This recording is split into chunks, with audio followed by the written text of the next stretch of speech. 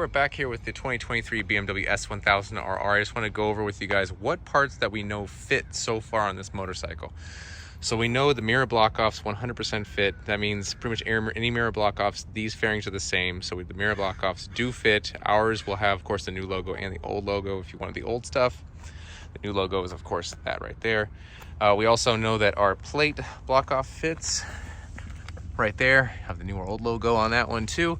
So it's the same size hole here, but we found with the Futurist Moto and TST does not fit. Futurist Moto does not fit. It kind of hangs over here and hangs off the side, does not fit. So they're gonna have to be redone basically. So if you're thinking about a new one, keep waiting basically. And we know for a fact our 1-inch kit works. You can see this is our lowering link down there. That's our billet lowering link for 1 inch. It's a 1-inch drop only. Our 1-inch drop actually has 0 cutting. So usually we cut the section up here. It actually fits just fine down there. Barely fits in. You can see like, oh no, you know, if I hit a bump, like it's gonna go into that. No, if the bike hits a bump, the suspension actually moves away from the tail, not to the tail. So as long as you can fit anything in there, it's a good amount of space. So it's actually perfect. And we know that's actually the rod extension there for the lowering kit. That fits just fine. Of course, the kickstand will fit just fine. We don't need it for the 1-inch kit. The aftermarket Brox one will fit just fine. The strap kit fits just fine on here. And we have the caliper. The caliper kit here fits just fine as well. And we've also made sure that the 1-inch kit is not intrusive. We don't have to move the DDC line like we do with the 2-inch kit. We don't have to move this reservoir like we do with the 2-inch kit. We moved the forks up already. Everything has clearance. You can see there's just barely any clearance, but there is clearance. We also know the stacks fit. This is a K66 air box and a K66 head that they fitted onto a K67 bottom end. So we know the stacks work, and we'll be testing which ones do and don't work the best on the dyno. And the air filter fits, of course, for both models. And I think that's it for the parts that fit. So I think we're gonna go turn it over to Bren, and he'll kind of go over some software stuff that he's seen in the bike itself. Hey guys, so a lot of people are interested in rumors, differences, why is this bike better, what did they improve, right? So we've been working on it for a few weeks now and had the ECU for a little while, so I feel like we're educated enough to comment on this. So the biggest difference with this bike is new electronics, new ECU structure, the cylinder head, and the airbox, right? So it's kind of a hybrid. It's like an M1000 top end, an M1000 induction system with the old S1000 short bolt. This hybrid engine is really, in my opinion, the best of both worlds. I'm an M1000 owner, Troy's an M1000 owner. As much as we love the bike, the piston that they used has some difficulties with customers that don't necessarily like break the bike in hard or don't ride it hard or don't have the environment to really beat on it. It needs to be basically worn in correctly, or else there's oil consumption issues. This sort of piston has been in this bike for a while. We've seen high miles, low miles, everything in between.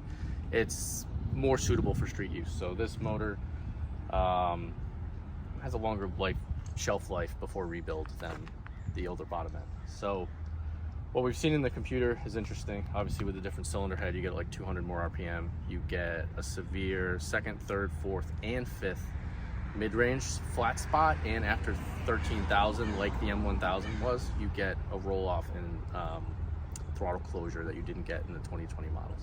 So these are not necessarily, I think, stock going to make more power than the old one, but will absolutely tuned. So that airbox, as people know, and they've been fitting this airbox on the K67s for a while, is good for 2 to 3 wheel horsepower, even more so when you use our lower K66 funnels.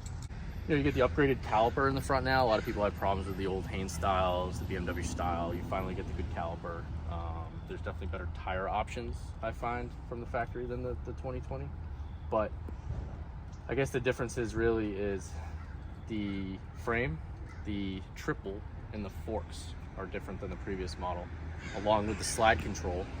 And I believe we've shown the sensor over here to the left.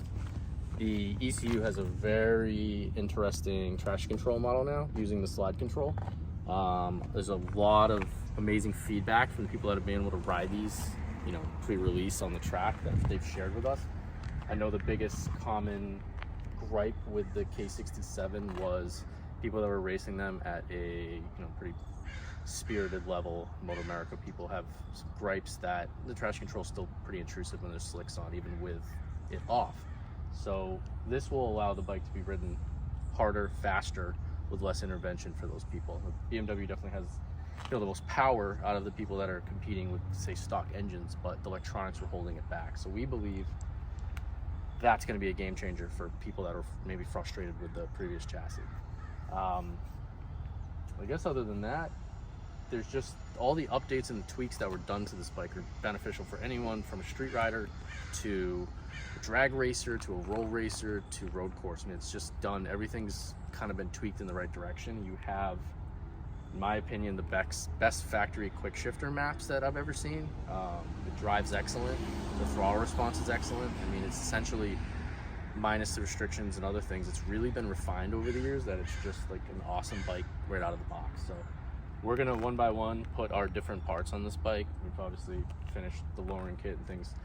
We're gonna take it to the dyno tomorrow and show all the different gears, different fuels and stuff, and then we're gonna put a race exhaust on it at some point and do that again. So look forward to sharing the results from there. But I mean, it's definitely something we're excited about. If people are thinking about upgrading, it has enough positives to it that it's time. So if you have a high mileage,